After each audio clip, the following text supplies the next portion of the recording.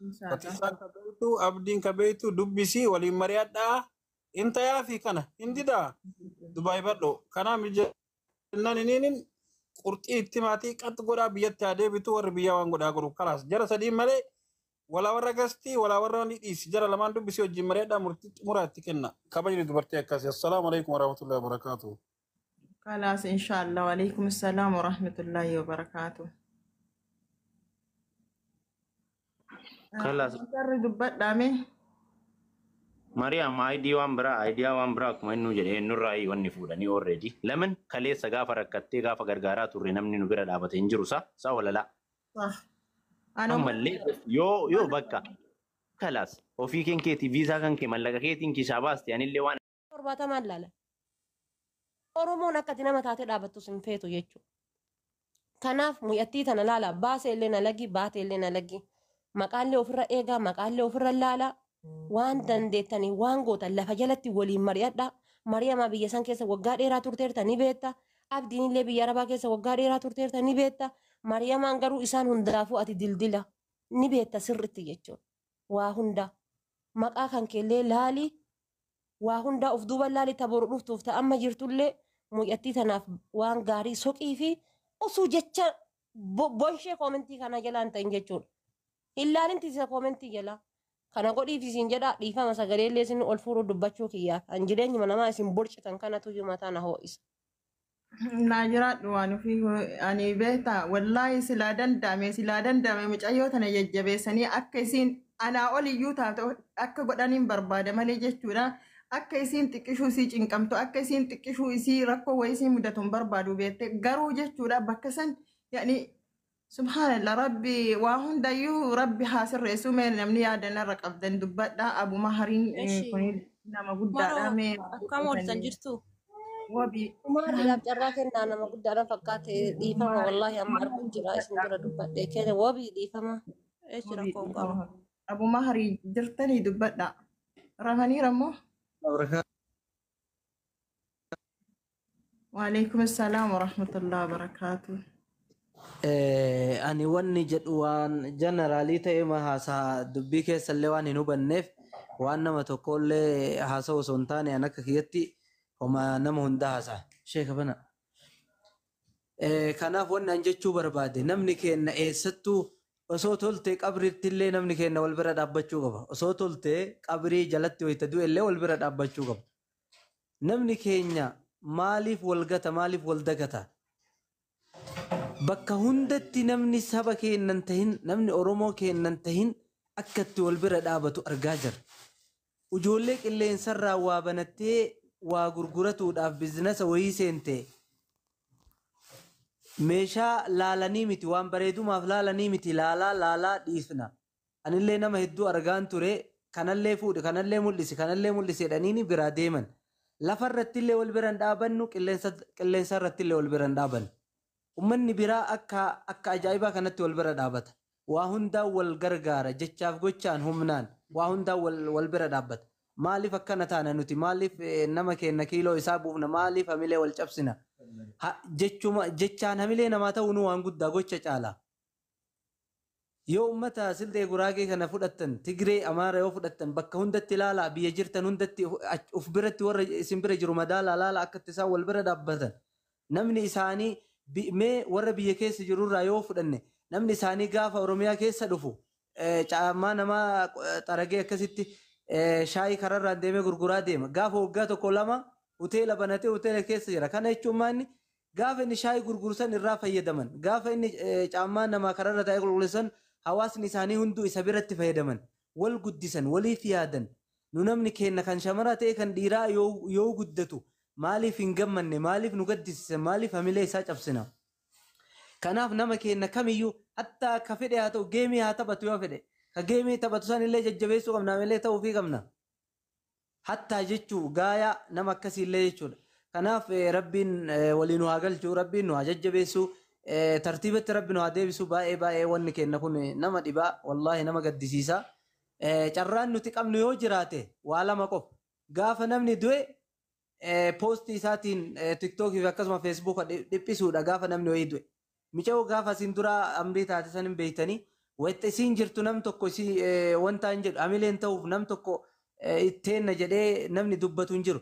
Gaaf isiin duute san feesbuukii fi tiktook illee waan isiitiin guutamee jiran beektan. Kanaaf gaafa duune booyuu irra gaafa namni jiru booyuu fi wayya. Karakkate yoo as fidan haga tokko hin tumsinaa fi waan isaa hin dubbanna garuu hojiirran oolchinu. Mee namuma waa dalagatu kana ka gargaaramu dhiisa namuma waa dalagatu kana hamilee haa taanu biraa dhaabbannuun isiniin jedha. Namni kunillee anatu fide kunoo abaazarri kanallee assalaamu alaikum warahmatullahi wabarakatuh. Waalaikum salam warahmatullahi wabarakatuh. Dubbadhaa mee Eshi, itti fufaa maruu nagaa keessanii fatishaa waan hundi keessanuu nagaa isiniin jedheera. Ani waa yaada xiqqoon qabaa dhiifamallee naa godhaati kaleecha wayis godhuu fi baannu yaa'u yaadanis wal gargaaruun barbaachisaadha jedheetanii yaada akka kiyyatti. Mucaa kana waaqayyo isaa eebbisu gochaa dhiirri kamiyyuu godheen agarsiisne dalagee nutti agarsiisee rabbi bara jireenya isaa eebbisu iddoo gaarii isaa kaa'u.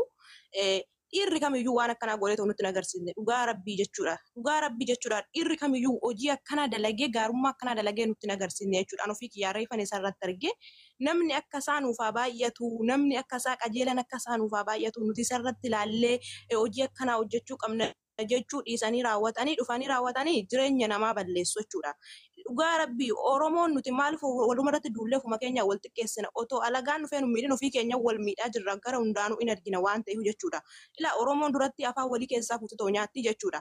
Kan baranaa garuu ofii umashiitiin wal nyaachatoo jirti. Ani mucayyoota durattis kaasee har'allee inuman ishee hordofaatoo jira. Dhugaa rabbiin isiniin jedha akkuma waan ofiin jette gaafa mucaa wajjin deemtee qalladdu kumaan ta'anii ilaalanii gaafa iddoo kana jirtu nama 200 300 ta'anii ilaalan. Isaayyuu galanii waan dhugaa itti naasan. Gisee baay'ee nama akkanatti naasan nama akkanan keessummeessin jedhee gastiin ergaa fi nan galchitu. Dhugaa rabbiin isin jedha rabbitu na arga keessa koo. Bakka azala taayitan gubadha yeroo baay'ee jechuudha laala. Dalagaan irree natti baay'ata. Ammumaan tiktookuu kana banatti yoo waan hin taane dhufanii itti seenanii itti haasa'anii nan gubadha bakka ani Maariyaaminis hin beeku Fataashoos illee hin beeku jechuudha. La asuma irrattan isaan beeka malee. Maaliifin gaarummaa isaan dalagassantu keessa kiyya jira waan ta'eef jechuudha. Yoo isheen mucaa faana walitti mufattee buute deemanii arrabsanii jechuudha. Maaliif barbaachisa mucayyoo tana hanuma homaa hin goone anuma kaleecha biyya san keessa teessee rakkachaa turte san guyyaa gaaf tokko eessa oolte eessa bulte jettanii ni gastii irra galtanii gaafattanii beektanii hin beektan. Kanaafuu amma immoo silaa dhufte iddoo kana geessa iddoo gaarii kana geessa obbolaawwan keenya kun wal gargaaraniiti waan gaarii ishii raawwatanii silaa isin seentanii jajjabeessuu qabdan yoo bitachuun irra isinitti toluu baate gorsaan bira dhaabbattanii hiriyoota keessanii dirree mucayyoo tanarraa waan akkana irraa fayyadamaa jettanii mucayyoo tanaafillee haamilee ishii cimsuu qabdu jennaan isin dhugaa rabbii fu'an miqqanyaa ufuma keenya wali taanee ufuma keenya wal caccabsaa jirra malee diinni biraa alaa nutti dhufeetii miti jechuudha. Filiis irraa dhaabbadha. Mee yoo mucayyoo tanaa dirree aarii qabaattan Fataashoo fi Maariyaamiin ilaalatii irraa dhaabbadhaa dhugaa rabbii adiraa Oromummaa walitti qabnu tanaa jechuudha. Dhugaa rabbii ijoollee Oromoo irraa dhaabbadhaa. Nama biraa miti kan dhufee as dalooru ijoolleedhuma Oromooti irraa dhaabbadhaa adiraa rabbi keetiin adiraa waaqatti bultanii dhugaa rabbiin bakka waa biraa isin jechuu hin danda'u. Bakka waaqa fi rabbiin alatti an beeknu hin jiru mitire isma sodaadhatii irraa dhaabbadhaa bakka. Seentanii waan hin taane itti legena. Dhiifama wabi ani irraa bahuudha yeroo tokko dhiifama. Gara bakkanatti waan hin taane nama hin deeggaru.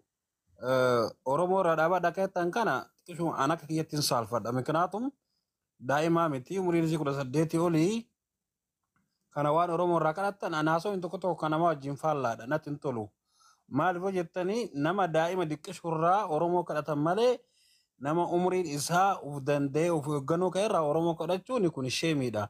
Ani gabaabatti akka kiyyatti yoo ta'e wanti ani yaadu jadi kun sadii keessan dubbadhaa ifaa jallee biraa qabdanii hanga nama tokkootitti illee isin bira jirti Oromoo irraa kadhachuu dhiisati Oromoon harma nu hoosiftu yookaan immoo qixxaa bittee manatti fidaafii hin jirtu haasaa tokko yoo haasoftan miira keessan galinaa rabbi illee waan nama qabdaniif hin jirtu ani si fuudhaa koottu naa bahi si jaaladha jechuu ni danda'a isin daa'imaa miti gara laafuu naa ta'u moonaan ta'u duraan dursitee sammuu fi gaafachuu qabdi.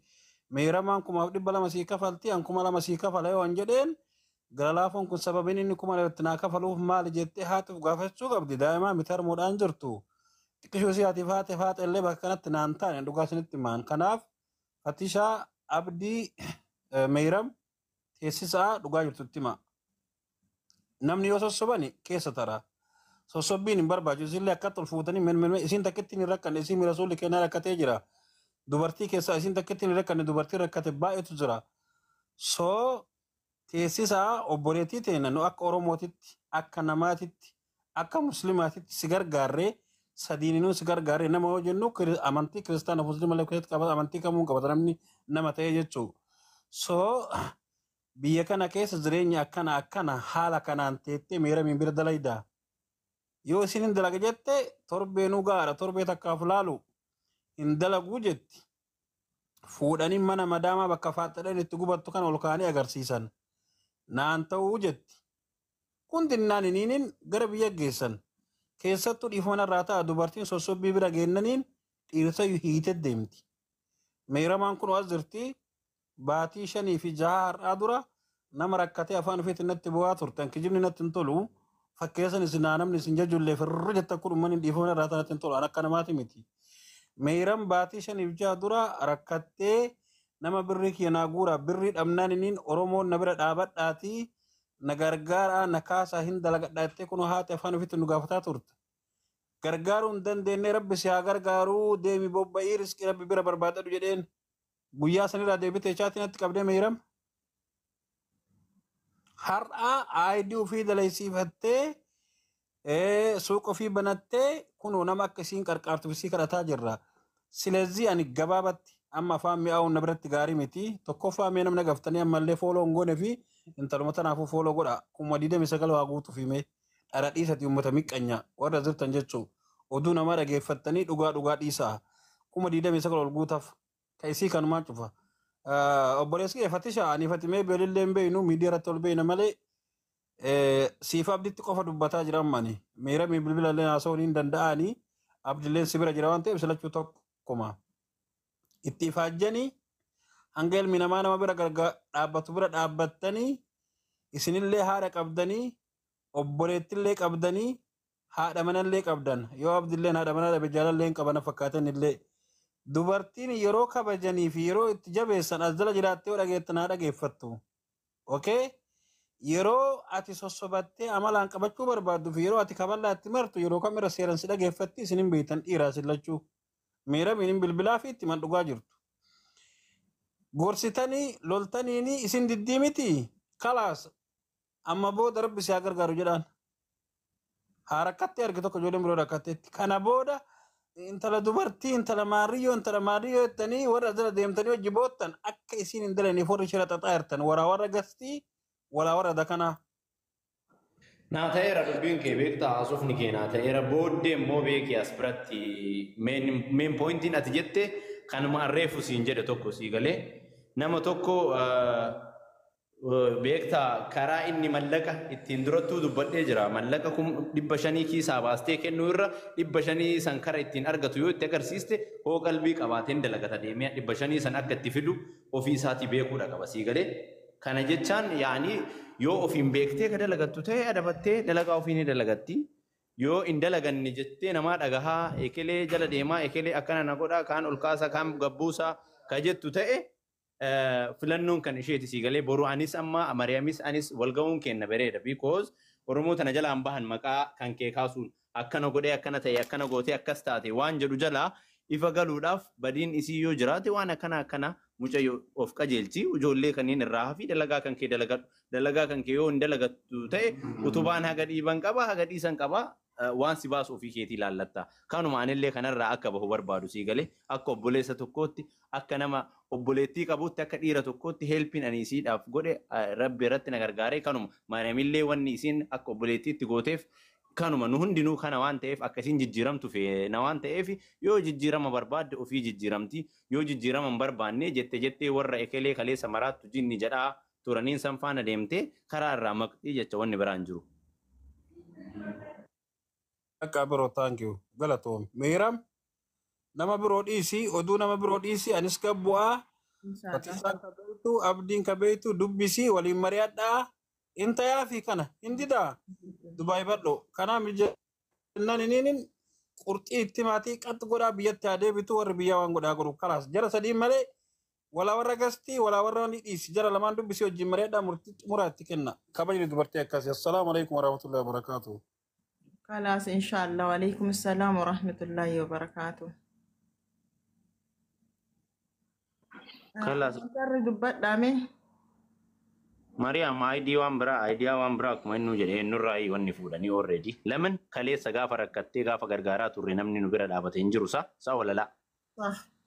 أنا Ammallee yoo bakka kalas ofii keetii viizaa kan kee mallaqa keetiin kishaa baaste anillee waan achi kaasee achiin gahu ofii kiyyaa waan kana kan goone isa namni nu gargaaree jira hadda wanni afaaniin nu gargaaraniif hin jiru aayidiyaan namarraallee fuunu hin jiru siigalee yoo qajeeltee ni dalagadhaa jette ta'e jettee namaa dhiistee haasawa maalitiyyaa hikmaatiyyaa jinnitiyyaa jettu dhiistee ollaanii ragatteetti seeraan ni dalagatti yoo lakkinaan ta'u haasaa dalagachuun naan ta'u jette filannoo ofiin ni murteeffatti siigalee kana waan ta'eef atillee maqaan kee akka tuqamu barbaadu lubbii eessillee maqaan kee إلى فاطمة صفات يعني مجايون تنار لفته يعني جنا مسؤول ما وقال ماتي لم نكن فولدر والجين ديمو بربادا يعني كانوا مكيسة تجتودا يعني سيرومان حالو مقارين وصولين ديماني قاريدا أنا اللي كان جتاجو akkuma isiin dalagattee akkuma isiin jijjiiramtee akkuma isiin jechuudha bira dabartee maatii ofiillee akka gaarii gargaartee akka gaarii jijjiirtu barbaada malee jechuudha rakkinna isiitiin afaan lama Fatisha salaamu alaikum martinuu Fatisha yeroo hedduu si arguuf yaalii godhee sin argine asumaan salaama kiyya deebisi wanni ati dalaydee fi gochi ati dalaydes baay'ee tokko nu boonse mucayyoon tunillee